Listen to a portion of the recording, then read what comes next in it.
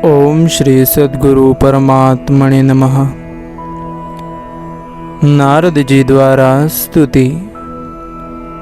देवर्षि नारद भगवान के परम प्रेमी और समस्त जीवों के सच्चे हितैषी भगवान श्री कृष्ण द्वारा केशी असुर का वध किए जाने पर नारद जी कंस के यहाँ से लौटकर अनायास ही अद्भुत कर्म करने वाले भगवान श्री कृष्ण के पास आए और एकांत में उनकी इस प्रकार से स्तुति करने लगे। सच्चिदानंद स्वरूप श्री कृष्ण, आपका स्वरूप मन और वाणी का विषय नहीं है। आप योगेश्वर है, सारे जगत का नियंत्रण आप ही करते हैं। आप सबके हृदय में निवास करते हैं और सबके सब आपके हृदय में निवास करते हैं। आप भक्तों के एकमात्र वांछनीय यदुवंश शिरोमणि और हमारे स्वामी हैं। जैसे एक ही अग्नि सभी लकड़ियों में व्याप्त रहती है, वैसे ही एक ही आप समस्त प्राणियों के आत्मा हैं। आत्मा के रूप में होने पर भी आप अपने को छिपाए रखते हैं, क्योंकि आप पंचकोश रूप गुफाओं के भीतर रहते हैं। फिर भी पुरुषोत्तम के रूप में, सबके नियंता के रूप में और सबके साक्षी के रूप में आपका अनुभव होता ही है। प्रभु, आप सबके अधिष्ठान और स्वयं अधिष्ठान रहित है। आपने सृष्टि के प्रारंभ में अपनी माया से ही गुणों की सृष्टि की और उन गुणों को ही स्वीकार करके आप जगत की उत्पत्ति, स्थिति और प्रलय करते रहते हैं। यह सब करने के लिए आपको अपने से अतिरिक्त और किसी भी वस्तु की आवश्यकता नहीं है, क्योंकि आप सर्वशक्तिमान और सत्य संकल्प है। वही आप दैत्य, प्रमथ और राक्षसों का, जिन्होंने आजकल राजाओं का वेश धारण कर रखा है, विनाश करने के लिए तथा धर्म की मर्यादाओं की रक्षा करने के लिए यदुवंश रूप में अवतीर्ण हुए हैं। यह बड़े आनंद की बात है कि अपने खेल ही खेल में घोड़े के रूप में रहने वाले इस कैशी दैत्य को मार डाला। इसकी हिनहिनाहट से डरकर देवता लोग अपना स्वर्ग छोड़कर भाग जाया करते थे। प्रभु, अब परसों में आपके हाथों चाणूर, मुष्टिक, दूसरे पहलवान, कुवलिया, पिंड, हाथी और स्वयं कंस को मरते हुए देखूंगा। उसके बाद शंखासुर, कालयवन, मूर और नरकासुर का वध देखूंगा। आप स्वर्ग से कल्पवृक्ष उखाड़ लाएंगे और इंद्र के ची चपड़ करने पर उनको उसका मजा चखाएंगे। आप अपनी कृपा, वीरता, सौंदर्य आदि का शुल्क देकर वीर कन्याओं से विवाह करेंगे और जगदीश्वर, आप द्वारिका में रहते हुए नृग को पाप से छुड़ाएंगे। आप जाम्बवंती के साथ सामंतक मणि को जाम्बवंत से ले आएंगे और अपने धाम से ब्राह्मण के मरे पुत्रों को ला देंगे। इसके पश्चात आप पौंड्रक, मिथ्या, वासुदेव का वध करेंगे, काशीपुरी को जला देंगे। युधिष्ठिर के राजसूय यज्ञ में चेदीराज शिशुपाल को वहां से लौटते समय उसके मौसेरे भाई दंतवक्र को नष्ट करेंगे। प्रभु, द्वारिका में निवास करते समय आप और भी बहुत से पराक्रम प्रकट करेंगे, जिन्हें आगे चलकर पृथ्वी के बड़े बड़े ज्ञानी और प्रतिभाशाली पुरुष गाएंगे। मैं वह सब देखूंगा। इसके बाद आप पृथ्वी का भार उतारने के लिए काल रूप से अर्जुन के सारथी बनेंगे और उनके अक्षोहिणी सेना का संहार करेंगे। यह सब मैं अपनी आंखों से देखूंगा। प्रभु, आप विशुद्ध विज्ञान घन हैं। आपके स्वरूप में और किसी का अस्तित्व है ही नहीं। आप नित्य निरंतर अपने परमानंद स्वरूप में स्थित रहते हैं, इसलिए ये सारे पदार्थ आपको नित्य प्राप्त ही है। आपका संकल्प अमोघ है। आपकी चिन्मय शक्ति के सामने माया और माया से होने वाला यह त्रिगुणमय संसार चक्र नित्य निवृत्त है, कभी हुआ ही नहीं है। ऐसे आप अखंड एक रस सच्चिदानंद स्वरूप निरतिशय ऐश्वर्य संपन्न भगवान की मैं शरण ग्रहण करता हूँ। आप सबके अंतर्यामी और नियंता है। अपने आप में स्थित परम स्वतंत्र है। जगत और उसके अशेष विशेषों भाव अभाव रूप सारे भेद विभेदों की कल्पना केवल आपकी माया से ही हुई है। इस समय आपने अपनी लीला प्रकट करने के लिए मनुष्य का सा श्री विग्रह प्रकट किया है और आप यदु, वृष्णि तथा सत्ववंशियों के शिरोमणि बने हैं। प्रभो, मैं आपको नमस्कार करता हूँ। ओम ओम ओम ओम ओम ओम। दक्ष प्रजापति द्वारा स्तुति। दक्ष प्रजापति ने जल, थल और आकाश में रहने वाले देवता, असुर एवं मनुष्य आदि प्रजा की सृष्टि अपने संकल्प से की थी, परंतु जब उन्होंने देखा कि वह सृष्टि बढ़ नहीं रही है, तब उन्होंने विंध्याचल के निकटवर्ती पर्वतों पर जाकर अगमर्षण नामक श्रेष्ठ तीर्थ में घोर तपस्या की तथा प्रजावृद्धि की कामना से इंद्रियातीत भगवान की हंस गृह्य नामक स्तोत्र से स्तुति की, जो इस प्रकार है। भगवान, आपकी अनुभूति, आपकी चित्त शक्ति अमोघ है। आप जीव और प्रकृति से परे, उनके नियंता और उन्हें सत्ता स्फूर्ति देने वाले हैं। जिन जीवों ने त्रिगुणमय सृष्टि को ही वास्तविक सत्य समझ रखा है, वे आपके स्वरूप का साक्षात्कार नहीं कर सके हैं, क्योंकि आप तक किसी भी प्रमाण की पहुंच नहीं है। आपकी कोई अवधि, कोई सीमा नहीं है। आप स्वयं प्रकाश और परात्पर हैं। मैं आपको नमस्कार करता हूँ। यों तो जीव और ईश्वर एक दूसरे से सखा है तथा इसी शरीर में इकट्ठे ही निवास करते हैं, परंतु जीव सर्वशक्तिमान आपके साख्य भाव को नहीं जानता। ठीक वैसे ही जैसे रूप, रस, गंध आदि विषय अपने प्रकाशित करने वाली नेत्र, घ्राण आदि इंद्रिय वृत्ति को नहीं जानते, क्योंकि आप जीव और जगत के दृष्टा है, दृश्य नहीं। महेश्वर, मैं आपके श्री चरणों में नमस्कार करता हूँ। देह, प्राण, इंद्रिया, अंतःकरण की वृत्तियाँ, पंच महाभूत और उनकी तन्मात्राएं, ये सब जड़ होने के कारण अपने को और अपने से अतिरिक्त को भी नहीं जानते, परंतु इन सब को और इन सब के कारण सत्व, रज और तम, इन तीन गुणों को भी जानता है, परंतु यह भी दृश्य अथवा ज्ञेय रूप से आपको नहीं जान सकता, क्योंकि आप ही सबके ज्ञाता और अनंत है। इसलिए प्रभु, मैं तो केवल आपकी स्तुति करता हूँ। जब समाधि काल में प्रमाण, विकल्प और विपर्य रूप विविध ज्ञान और स्मरण शक्ति का लोप हो जाने से इस नाम रूपात्मक जगत का निरूपण करने वाला मन उपरत हो जाता है, उस समय बिना मन के भी केवल सच्चिदानंदमयी अपनी स्वरूप स्थिति के द्वारा आप प्रकाशित होते रहते हैं।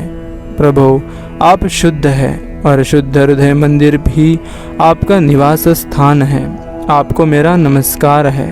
जैसे याज्ञिक लोग काष्ठ में छिपी हुई अग्नि को समिधेनी नामक के 15 मंत्रों के द्वारा प्रकट करते हैं, वैसे ही ज्ञानी पुरुष अपनी 27 शक्तियों के भीतर गूढ़ भाव से छिपे हुए आपको अपनी शुद्ध बुद्धि के द्वारा हृदय में ही ढूंढ निकालते हैं। जगत में जितनी भिन्नताएं दिख पड़ती है, वे सब माया की ही है।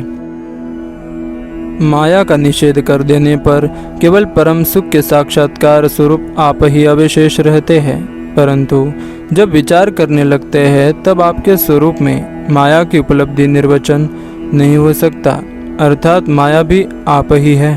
अतः सारे नाम और सारे रूप आपके ही है। प्रभु, आप मुझ पर प्रसन्न होइए, मुझे आत्म प्रसाद से पूर्ण कर दीजिए।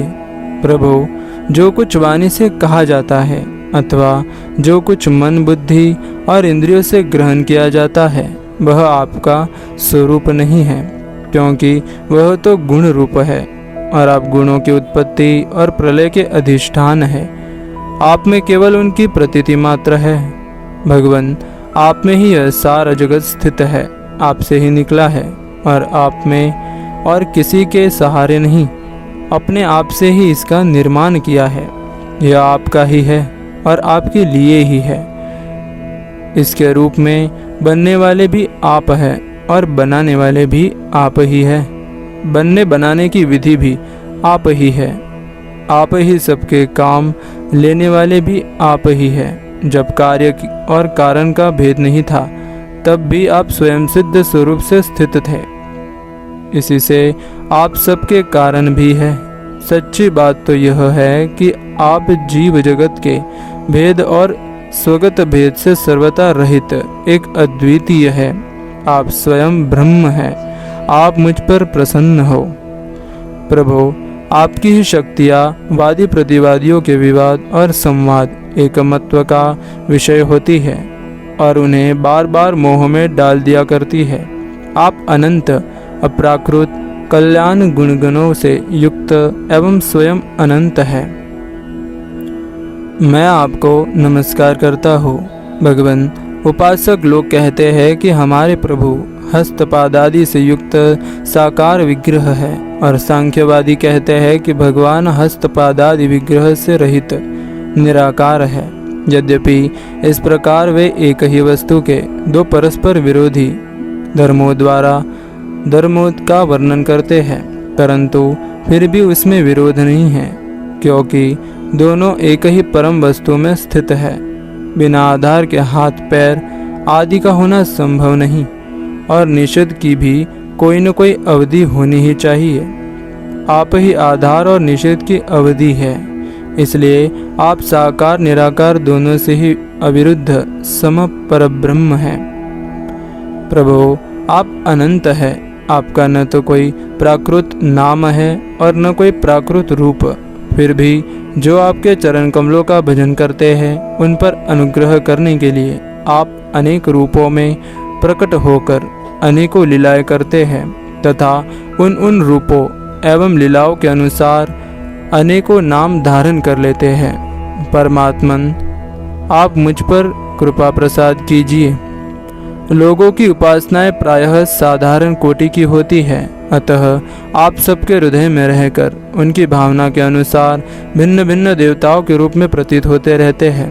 ठीक वैसे ही जैसे हवा गंध का आश्रय लेकर सुगंधित प्रतीत होती है, परंतु वास्तव में सुगंधित नहीं होती, ऐसे सबकी भावनाओं का अनुसरण करने वाले प्रभु मेरी अभिलाषा पूर्ण करें। ओम ओम ओम ओम ओम ओम। देवताओं द्वारा गर्भस्तुति। जब जब पृथ्वी पर धर्म की हानि तथा अधर्म की वृद्धि होती है, भगवान पृथ्वी पर अवतार लेते हैं। मथुरा नगरी में कंस के अत्याचार प्रजाजन पर दिन प्रतिदिन बढ़ते जा रहे थे और वह यदुवंशियों को भी नष्ट करता जा रहा था। भक्तवत्सल भगवान श्री कृष्ण ने असुरों के विनाश हेतु पृथ्वी पर अवतार लेने के लिए वसुदेव पत्नी देवकी के गर्भ में प्रवेश किया और तभी देवकी के शरीर की कांति से कंस का बंदीगृह जगमगाने लगा। भगवान शंकर, ब्रह्मा जी, देवर्षि नारद तथा अन्य देवता कंस के कारागार में आकर सबकी अभिलाषा पूर्ण करने वाले प्रभु श्री हरि की सुमधुर वचनों से इस प्रकार स्तुति करते हैं। प्रभु, आप सत्य संकल्प है। सत्य की आपकी प्राप्ति का श्रेष्ठ साधन है। सृष्टि के पूर्व, प्रलय के पश्चात और संसार की स्थिति के समय इन असत्य अवस्थाओं में भी आप सत्य है। पृथ्वी, जल, तेज, वायु और आकाश, इन 5 दृश्यमान सत्यों के आप ही कारण हैं और उनमें अंतर्यामी रूप से विराजमान भी है। आप इस दृश्यमान जगत के परमार्थ रूप है। आप ही मधुर वाणी और समदर्शन के प्रवर्तक हैं। भगवान, आप तो बस सत्य स्वरूप ही है। हम सब आपकी शरण में आए हैं। यह संसार क्या है? एक सनातन वृक्ष। इस वृक्ष का आश्रय है एक प्रकृति। इसके 2 फल हैं, सुख और दुख। 3 जड़ें हैं, सत्व, रज और तम। 4 रस है, धर्म, अर्थ, काम और मोक्ष। इसके जानने के 5 प्रकार है, श्रोत्र, त्वचा, नेत्र, रसना और नासिका। इसके 6 स्वभाव है, पैदा होना, रहना, बढ़ना, बदलना, घटना और नष्ट हो जाना।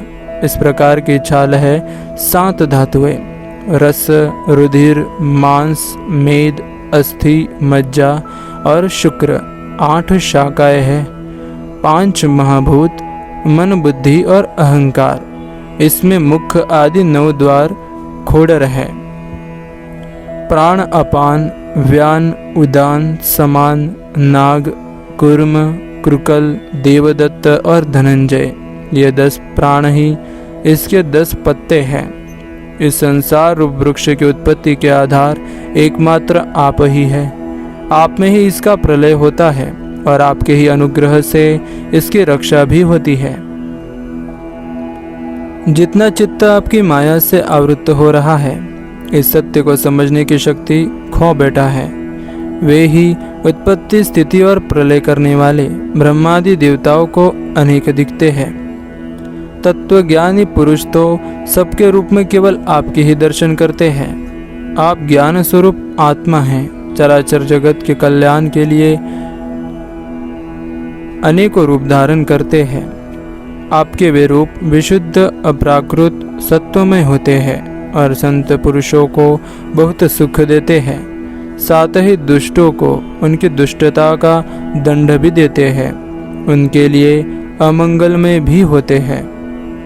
कमल के समान कोमल, अनुग्रह भरे नेत्रों वाले प्रभु कुछ विरले लोग ही आपके समस्त पदार्थों और प्राणियों के आश्रय स्वरूप रूप में पूर्ण एकाग्रता से अपना चित्त लगा पाते हैं और आपके चरण कमल रूप जहाज का आश्रय लेकर इस संसार सागर के बछड़े के खुर के गड्ढे के समान अनायास ही पार कर जाते हैं। क्यों न हो, अब तक के संतों ने इसे जहाज से संसार सागर को पार जो किया है।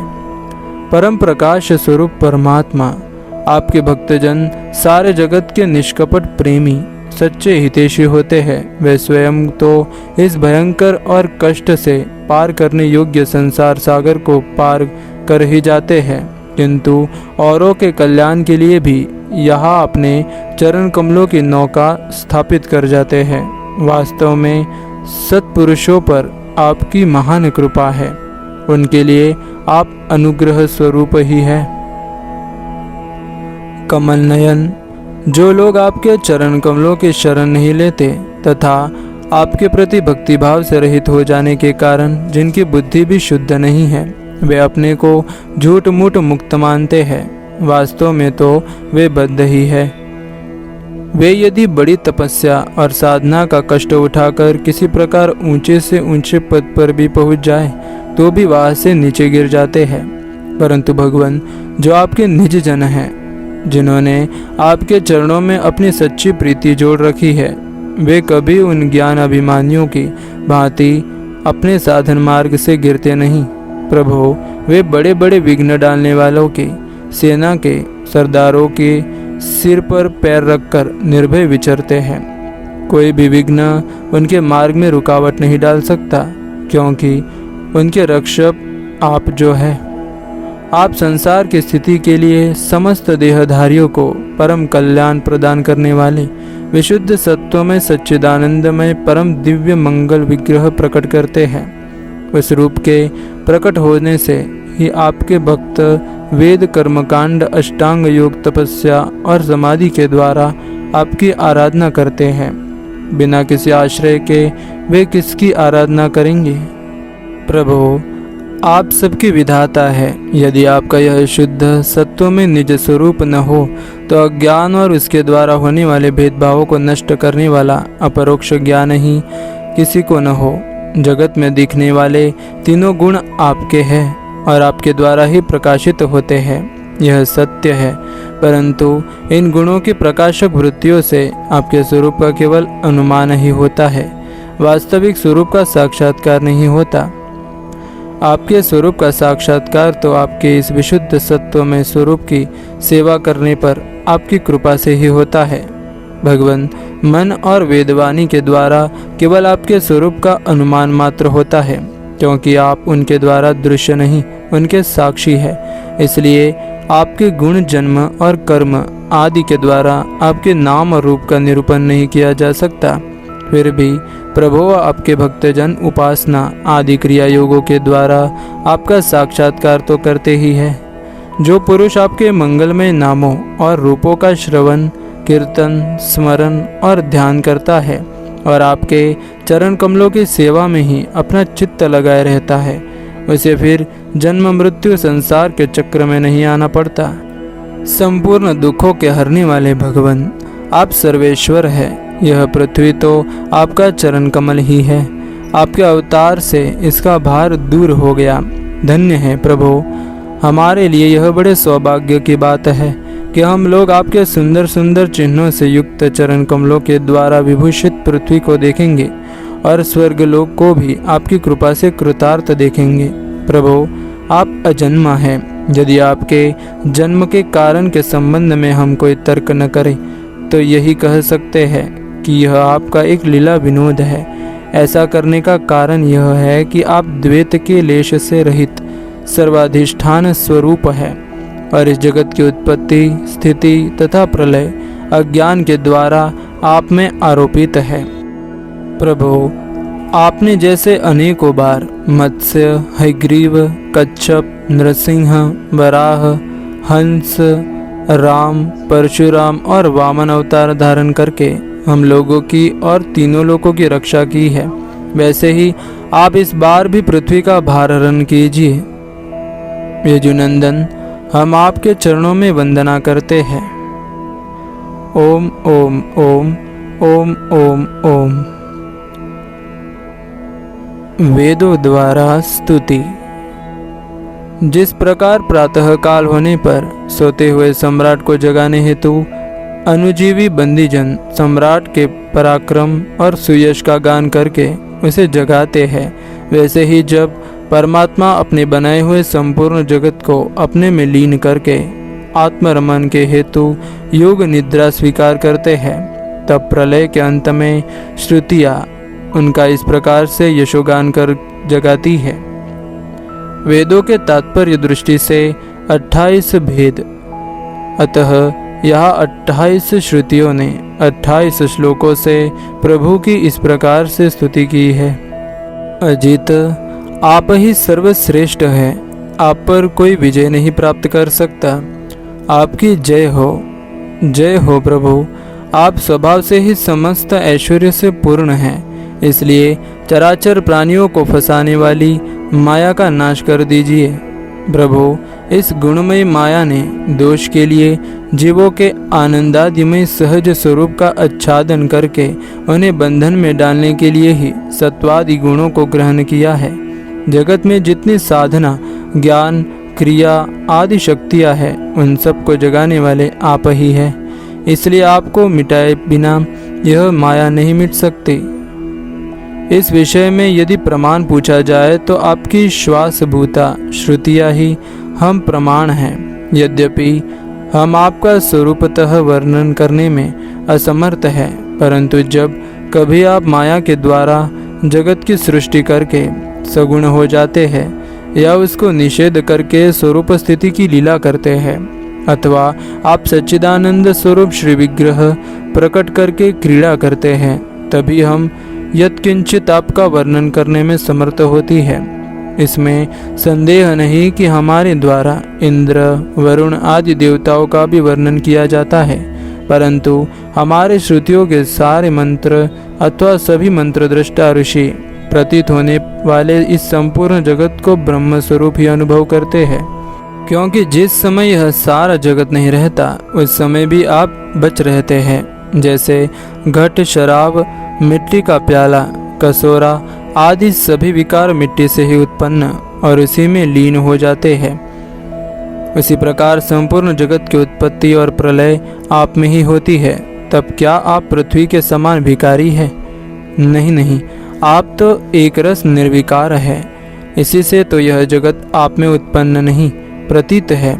इसलिए जैसे घट, शराब आदि का वर्णन भी मिट्टी का ही वर्णन है, वैसे ही इंद्र, वरुण आदि देवताओं का वर्णन भी आपका ही वर्णन है। यही कारण है कि विचारशील ऋषि मन से जो कुछ सोच जाता है और वाणी से जो कुछ कहा जाता है, उसे आप में ही स्थित आपका ही स्वरूप देखते हैं। मनुष्य अपना पैर चाहे कहीं भी रखे, ईंट, पत्थर या काठ पर, होगा वह पृथ्वी पर ही, क्योंकि वे सब पृथ्वी स्वरूप ही है। इसलिए हम चाहे जिन नाम या जिस रूप का वर्णन करें, वह आपका ही नाम, आपका ही रूप है। भगवान, लोग सत्व, रज, तम इन तीनों गुणों की माया से बने हुए अच्छे बुरे भावों का अच्छी बुरी क्रियाओं में उलझ जाया करते हैं, परंतु आप तो उस माया नटी के स्वामी, उसको नचाने वाले हैं। इसलिए विचारशील पुरुष आपकी लीला कथा के अमृत सागर में गोता लगाते रहते हैं और इस प्रकार अपने सारे पाप ताप को धो बहा देते हैं। क्यों न हो आपकी लीला कथा सभी जीवों के मायाजाल को नष्ट करने वाली जो है। पुरुषोत्तम, जिन पुरुषों ने आत्मज्ञान के द्वारा अंतःकरण के राग द्वेष आदि शरीर के कालकृत जरा मरण आदि दोष मिटा दिए हैं और निरंतर आपके उस स्वरूप की अनुभूति में मग्न रहते हैं जो अखंड आनंद स्वरूप है, उन्होंने अपने पाप तापों को सदा के लिए शांत भस्म कर दिया है। इसके विषय में तो कहना ही क्या है। भगवान, प्राणधारियों के जीवन की सफलता इसी में है कि वे आपका भजन सेवा करें, आपकी आज्ञा का पालन करें। यदि वे ऐसा नहीं करते तो उनका जीवन व्यर्थ है और उनके शरीर में श्वास का चलना ठीक वैसा ही है जैसे लुहार के धौकनी में हवा का आना जाना। महतत्व, अहंकार आदि ने आपके अनुग्रह से आपके उनमें प्रवेश करने पर ही इस ब्रह्मांड की सृष्टि की है। अन्नमय, प्राणमय, मनोमय, विज्ञानमय और आनंदमय इन 5 कोशों में पुरुष रूप से रहने वाले, उनमें मैं की स्फूर्ति करने वाले भी आप ही हैं।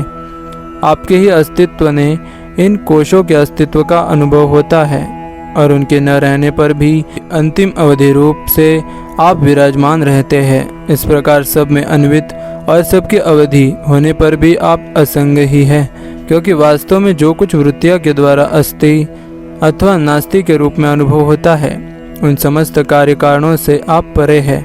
नेति नेति के द्वारा इन सब का निषेध हो जाने पर आप ही शेष रहते हैं, क्योंकि आप उस निषेध के भी साक्षी हैं। वास्तव में आप ही एकमात्र सत्य है, इसलिए आपके भजन के बिना जीवन का जीवन व्यर्थ ही है, क्योंकि वह इस महान सत्य से वंचित है। ऋषियों ने आपकी प्राप्ति के लिए अनेकों मार्ग माने हैं। उनमें जो स्थूल दृष्टि वाले हैं, वे मणिपुर चक्र में अग्नि रूप से आपकी उपासना करते हैं। अरुण वंश के ऋषि समस्त नाड़ियों के निकलने के स्थान हृदय में आपके परम सूक्ष्म स्वरूप का दहर ब्रह्म की उपासना करते हैं। प्रभु, हृदय से ही आपको प्राप्त करने का श्रेष्ठ मार्ग सुषुम्ना नाड़ी ब्रह्मरंध्र तक गई हुई है। जो पुरुष उस ज्योतिर्मय मार्ग को प्राप्त कर लेता है और उसके ऊपर की ओर बढ़ता है, वह फिर जन्म मृत्यु के चक्कर में नहीं पड़ता। भगवान, आपने ही देवता, मनुष्य और पशु पक्षी आदि योनियों बनाई हैं। सदा सर्वत्र सब रूपों में आप ही है। इसलिए कारण रूप से प्रवेश न करने पर भी आप ऐसे जान पड़ते हैं मानो उसमें प्रविष्ट हुए हो। साथ ही विभिन्न आकृतियों का अनुकरण करके कहीं उत्तम तो कहीं अधम रूप से प्रतीत होते हैं। जैसे आग छोटी बड़ी लकड़ियां और कर्मों के अनुसार प्रचुर अथवा अल्प परिणाम में या उत्तम अधम रूप में प्रतीत होती है। इसलिए संत पुरुष लौकिक परलौकिक कर्मों की दुकानदारी से उनके फलों से विरक्त हो जाते हैं और अपनी निर्मल बुद्धि से सत्य असत्य, आत्मा अनात्मा को पहचान कर जगत के झूठे रूपों में नहीं फंसते। आपके सर्वत्र एक रस समभाव में स्थित सत्य स्वरूप का साक्षात्कार करते हैं। प्रभु, जीव जिन शरीरों में रहता है और उसके कर्म के द्वारा निर्मित होते हैं, वास्तव में उन शरीरों के कार्य कारण रूप आवरणों से वह रहित है, क्योंकि वस्तुतः उन आवरणों की सत्ता ही नहीं है। तत्वज्ञानी पुरुष ऐसा कहते हैं कि समस्त शक्तियों को धारण करने वाले आपका ही स्वरूप है।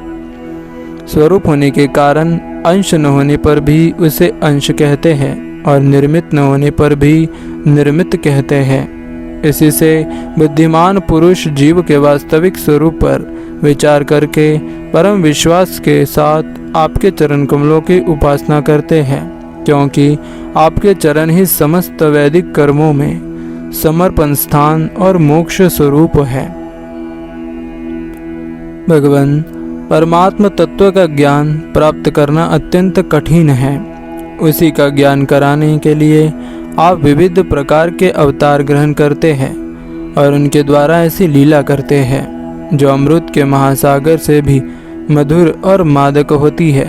जो लोग इसका सेवन करते हैं उनकी सारी थकावट दूर हो जाती है, वे परमानंद में मग्न हो जाते हैं। कुछ प्रेमी भक्त तो ऐसे कहते हैं जो आपकी लीला कथाओं को छोड़कर मोक्ष की भी अभिलाषा नहीं करते। स्वर्ग आदि की तो बातें ही क्या है। वे आपके चरण कमलों के प्रेमी परमहंसों के सत्संग में जहाँ आपकी कथा होती है इतना सुख मानते हैं कि उसके लिए इस जीवन में प्राप्त अपनी घर गृहस्थी का भी परित्याग कर देते हैं। प्रभु, यह शरीर आपकी सेवा का साधन होकर जब आपके पद का अनुरागी हो जाता है तब आत्मा हितैषी, सुहृद और प्रिय व्यक्ति के समान आचरण करता है। आप जीव के हितैषी, प्रियतम और आत्मा ही हैं और सदा सर्वदा जीव को अपनाने के लिए तैयार भी रहते हैं। इतनी सुगमता होने पर तथा अनुकूल मानव शरीर पाकर भी लोग साक्ष्य भाव आदि के द्वारा आपकी उपासना नहीं करते, आप में नहीं रमते, बल्कि इस विनाशी और असत शरीर तथा उसके संबंधियों में ही रम जाते हैं, उन्हीं की उपासना करने लगते हैं और इस प्रकार अपने आत्मा का हनन करते हैं, उसे अधोगति में पहुंचाते हैं। भला यह कितने कष्ट की बात है। इसका फल यह होता है कि उनकी सारी वृत्तियाँ, सारी वासनाएं शरीर आदि में ही लग जाती है और फिर उनके अनुसार उनको पशु पक्षी आदि के न जाने कितने बुरे बुरे शरीर ग्रहण करने पड़ते हैं और इस प्रकार अत्यंत भयावह जन्म मृत्यु रूप संसार में भटकना पड़ता है। प्रभु, बड़े बड़े विचारशील योगी यति अपने प्राण और मन इंद्रियों को वश में करने दृढ़ योगाभ्यास के द्वारा हृदय में आपकी उपासना करते हैं, परंतु आश्चर्य की बात तो यह है कि उन्हें जिस पद की प्राप्ति होती है उसी की प्राप्ति उन शत्रुओं को भी हो जाती है जो आपसे वैर भाव रखते हैं, क्योंकि स्मरण तो वे भी करते ही है। कहा तक कहे भगवान, वे स्त्रियाँ जो अज्ञानवश आपको परिच्छिन्न मानती है और आपकी शेषनाग के समान मोटी, लंबी तथा सुकुमार भुजाएं के प्रति काम भाव से आसक्त रहती है, जिस परम पद को प्राप्त करती है वही पद हम श्रुतियों को भी प्राप्त होता है। यद्यपि हम आपको सदा सर्वदा एक रस अनुभव करती है और आपके चरणारविंद का मकरंद रसपान करती रहती है। क्यों न हो, आप समदर्शी जो है, आपकी दृष्टि में उपासक के परिच्छिन्न या अपरिच्छिन्न भाव में कोई अंतर नहीं है। भगवान, आप अनादि और अनंत है, जिसका जन्म और मृत्यु काल से सीमित है, वह भला आपको कैसे जान सकता है। स्वयं ब्रह्मा जी, निवृत्ति परायण सनकादि तथा प्रवृत्ति परायण मरीचि आदि भी बहुत पीछे आपसे ही उत्पन्न हुए हैं। जिस समय आप सबको समेटकर सो जाते हैं उस समय ऐसा कोई साधन नहीं रह जाता जिससे उनके साथ ही सोया हुआ जीव आपको जान सके, क्योंकि उस समय न तो आकाशादि स्थूल जगत रहता है न तो महत्वादि सूक्ष्म जगत। इन दोनों से बने हुए शरीर और उनके निमित्त क्षण मुहूर्त आदि काल के अंग भी नहीं रहते। उस समय कुछ भी नहीं रहता, यहाँ तक कि शास्त्र भी आप में ही समा जाते हैं। ऐसी अवस्था में आपको जानने की चेष्टा न करके आपका भजन करना ही सर्वोत्तम मार्ग है। प्रभु, कुछ लोग मानते हैं कि असत जगत की उत्पत्ति होती है और कुछ कहते हैं सतरूप दुखों का नाश होने पर मुक्ति मिलती है। दूसरे लोग आत्मा को अनेक मानते हैं, तो कोई लोग कर्म के द्वारा प्राप्त होने वाले लोक और परलोक व्यवहार को सत्य मानते हैं। उसमें संदेह नहीं कि ये सभी बातें भ्रम मूलक है और वे आरोप करके ही ऐसा उपदेश करते हैं। पुरुष त्रिगुणमय है, इस प्रकार का भेदभाव कर केवल अज्ञान से ही होता है और आप अज्ञान के सर्वथा परे हैं। इसलिए ज्ञान स्वरूप आप में किसी प्रकार का भेदभाव नहीं है। यह त्रिगुणात्मक जगत मन की कल्पना मात्र है। केवल यही नहीं, परमात्मा और जगत से पृथक प्रतीत होने वाला पुरुष भी कल्पना मात्र ही है। इस प्रकार वास्तव में असत होने पर भी अपने सत्य अधिष्ठान आपके सत्ता के कारण यह सत्य सा प्रतीत हो रहा है। इसलिए भोक्ता, भोग्य और दोनों के संबंध को सिद्ध करने वाली इंद्रिय आदि जितना भी जगत है, सबको आत्मज्ञानी पुरुष आत्म रूप से सत्य ही मानते हैं। सोने से बने हुए कड़े, कुंडल आदि स्वर्ण रूप ही होते हैं। इसलिए उनको इस रूप में जानने वाला पुरुष उन्हें छोड़ता नहीं। वह समझता है कि यह भी सोना है। इस प्रकार यह जगत आत्मा में ही कल्पित, आत्मा से ही व्याप्त है। इसलिए आत्मज्ञानी पुरुष तो इसे आत्मरूप ही मानते हैं। भगवान, जो लोग यह समझते हैं कि आप समस्त प्राणियों और पदार्थों के अधिष्ठान हैं, सबके आधार है और सर्वात्म भाव से आपका भजन सेवन करते हैं, वे मृत्यु को तुच्छ समझकर उसके सिर पर लात मारते अर्थात उस पर विजय प्राप्त कर लेते हैं। जो लोग आपसे विमुख हैं, वे चाहे जितने ही बड़े विद्वान हो, उन्हें आप कर्मों का प्रतिपादन करने वाले श्रुतियों से पशुओं के समान बांध लेते हैं। इसके विपरीत जिन्होंने आपके साथ प्रेम का संबंध जोड़ रखा है, वे न केवल आपके नहीं बल्कि दूसरों को भी पवित्र कर देते हैं, जगत के बंधनों से छुड़ा देते हैं। ऐसा सौभाग्य भला आपसे विमुख लोगों को कैसे प्राप्त हो सकता है? प्रभु, आप मन, बुद्धि और इंद्रिय आदि कारणों से, चिंतन, कर्म आदि साधनों से सर्वथा रहित है। फिर भी आप समस्त अंतःकरण और बाह्य करणों की शक्तियों से सदा सर्वदा संपन्न हैं। आप स्वतः सिद्ध, ज्ञानवान, स्वयं प्रकाश है। अतः कोई काम करने के लिए आपको इंद्रियों की आवश्यकता नहीं है।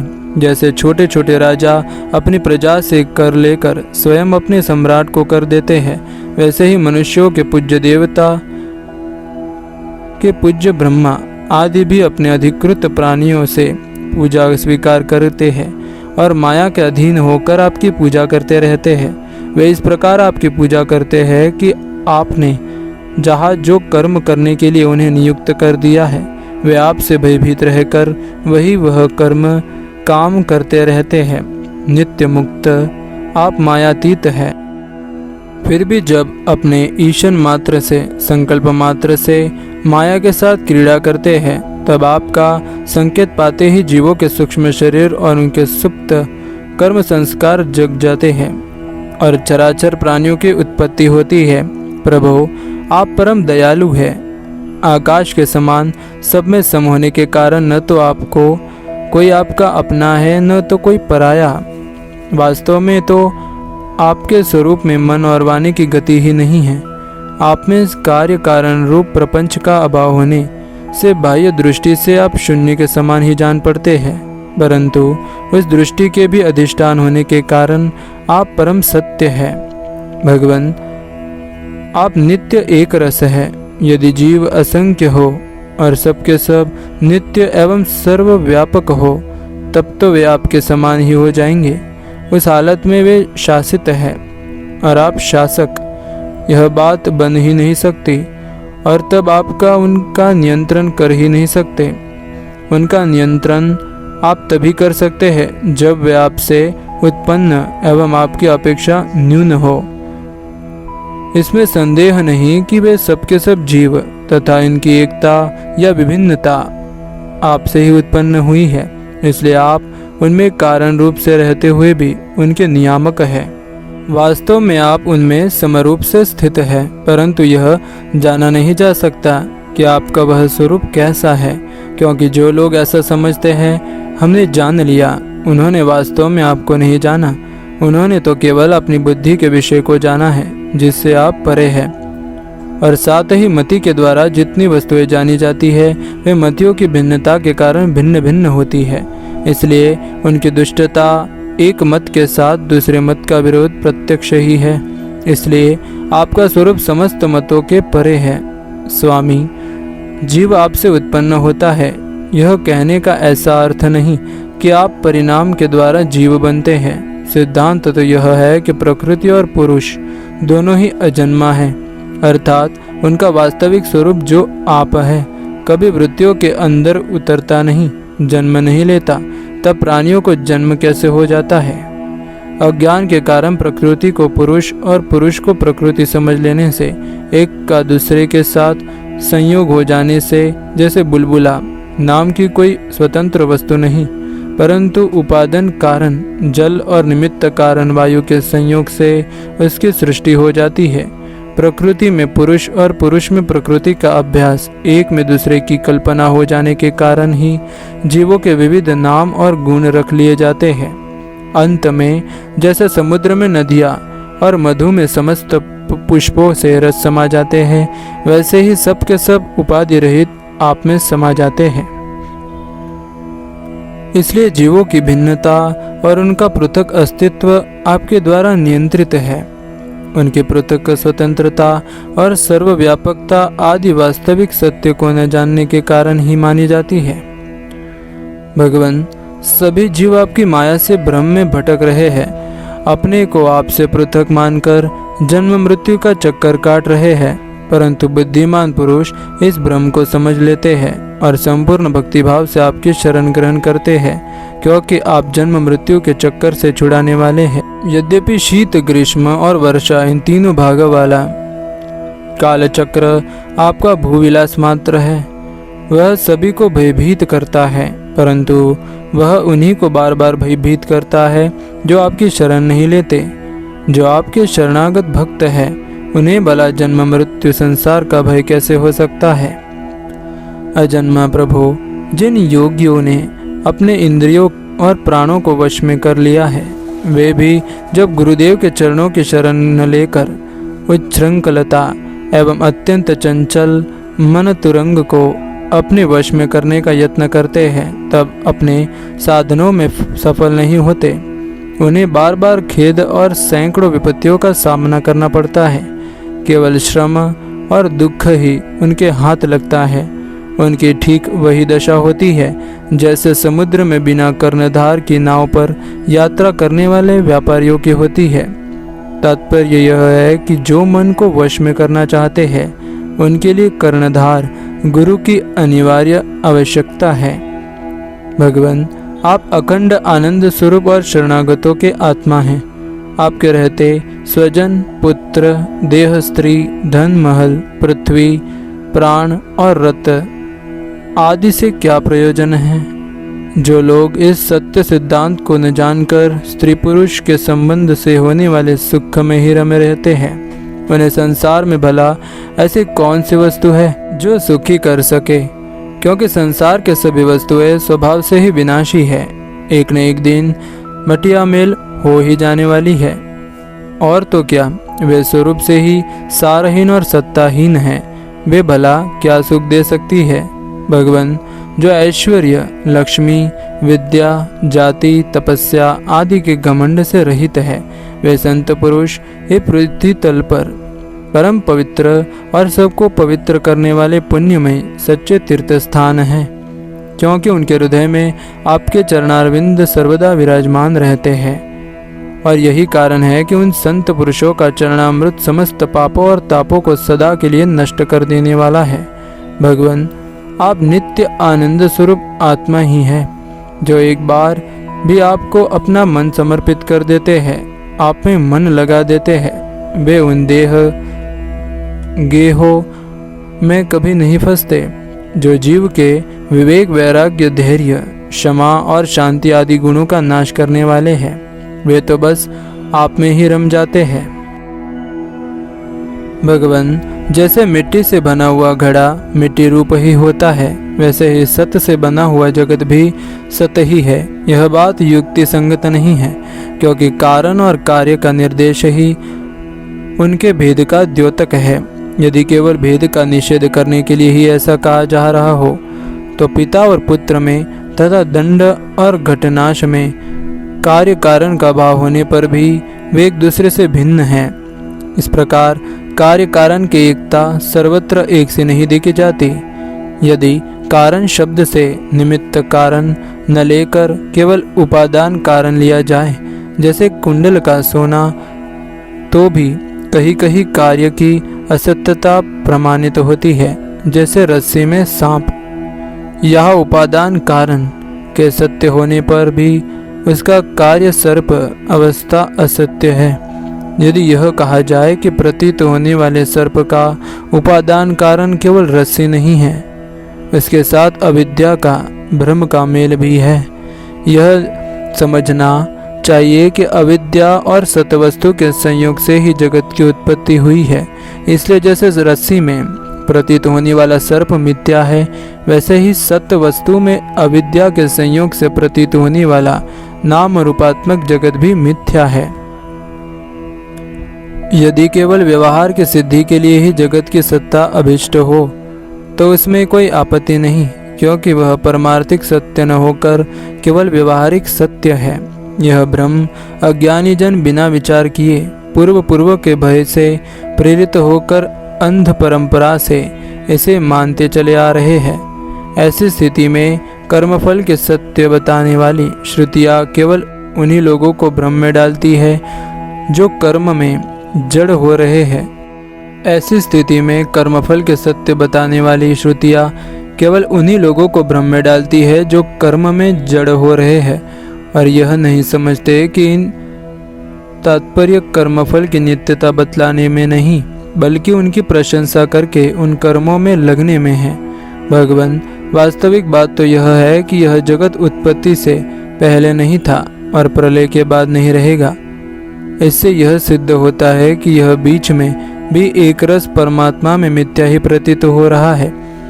इसी से हम श्रुतियाँ इस जगत का वर्णन ऐसे उपमा देकर करती है कि जैसे मिट्टी में घड़ा, लोहे में शस्त्र और सोने में कुंडल आदि नाम मात्र है, वास्तव में मिट्टी, लोहा और सोना ही है। वैसे ही परमात्मा में वर्णित जगत नाम मात्र है, सर्वथा मिथ्या और मन की कल्पना है।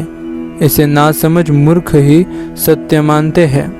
भगवान, जब जीव माया से मोहित होकर अविद्या को अपना लेता है, उस समय उसके स्वरूपभूत आनंदादि गुण ढक जाते हैं।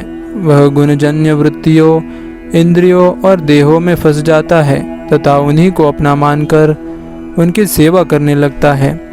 अब उनकी जन्म मृत्यु में अपनी जन्म मृत्यु मानकर उनके चक्कर में पड़ जाता है।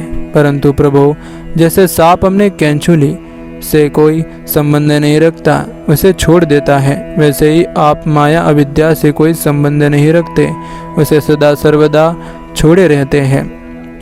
इसी से आपके संपूर्ण ऐश्वर्य सदा सर्वदा आपके साथ रहते हैं। अनिमा आदि अष्टसिद्धियों से युक्त परमेश्वर्य में आपकी स्थिति है। इसी से आपका ऐश्वर्य, धर्म, यश, श्री, ज्ञान और वैराग्य अपरिमित है, अनंत है।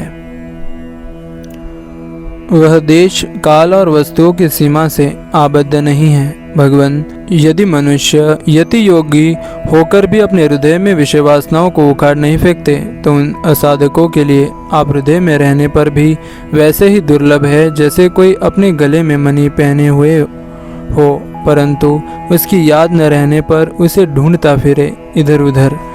जो साधक अपनी इंद्रियों को तृप्त करने में ही लगे रहते हैं, विषयों से विरक्त नहीं होते, उन्हें जीवन भर और जीवन के बाद भी दुख ही दुख भोगना पड़ता है, क्योंकि वे साधक नहीं, दंभी है।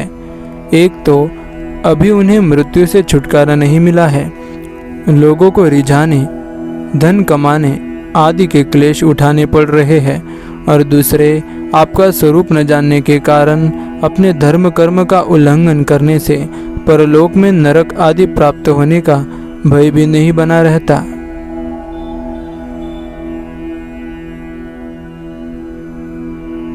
भगवान, आपके वास्तविक स्वरूप को जानने वाला पुरुष आपके दिए हुए पुण्य और पाप कर्मों के फल, सुख एवं दुखों को नहीं जानता, नहीं भोगता। वह भोग्य और भोक्तापन के भाव से ऊपर उठ जाता है। उस समय विधि निषेध के प्रतिपादक शास्त्र भी उससे निवृत्त हो जाते हैं, क्योंकि वे देहाभिमानियों के लिए है। उनकी ओर तो उसका ध्यान ही नहीं जाता। जिसे आपके स्वरूप का ज्ञान नहीं हुआ है, वह भी प्रतिदिन आपके प्रत्येक युग में की हुई लीलाओं गुणों का गान सुन सुनकर उनके द्वारा आपको अपने हृदय में बिठा लेता है। तो अनंत अचिंत दिव्य गुणगणों के निवास स्थान प्रभु, आपका वह प्रेमी भक्त भी पाप पुण्यों के फल, सुख दुखों और विधि निषेधों से अतीत हो जाता है, क्योंकि आप ही उनकी मोक्ष स्वरूप गति है। परंतु इन ज्ञानी और प्रेमियों को छोड़कर और सभी शास्त्र बंधन में हैं तथा वे उसका उल्लंघन करने पर दुर्गति को प्राप्त होते हैं। भगवान स्वर्गादि लोकों के अधिपति इंद्र, ब्रह्मा प्रभुति भी आपकी थाह आपका पार न पा सके। और आश्चर्य की बात तो यह है कि आप भी उसे नहीं जानते, क्योंकि जब अंत है ही नहीं तब कोई जानेगा कैसे। प्रभु, जैसे आकाश में हवा से धूल के नन्हे नन्हे कण उड़ते रहते हैं, वैसे ही आपके काल के वेग से अपने से उत्तरोत्तर 10 गुने 7 आवरणों के सहित असंख्य ब्रह्मांड एक साथ ही घूमते रहते हैं। तब भला आपकी सीमा कैसे मिले? हम श्रुतियाँ भी आपके स्वरूप का साक्षात वर्णन नहीं कर सकती। आपके अतिरिक्त वस्तुओं का निषेध करते करते अंत में अपना भी निषेध कर देती है और आप में अपनी सत्ता खोकर सफल हो जाती है। ओम ओम ओम ओम ओम ओम।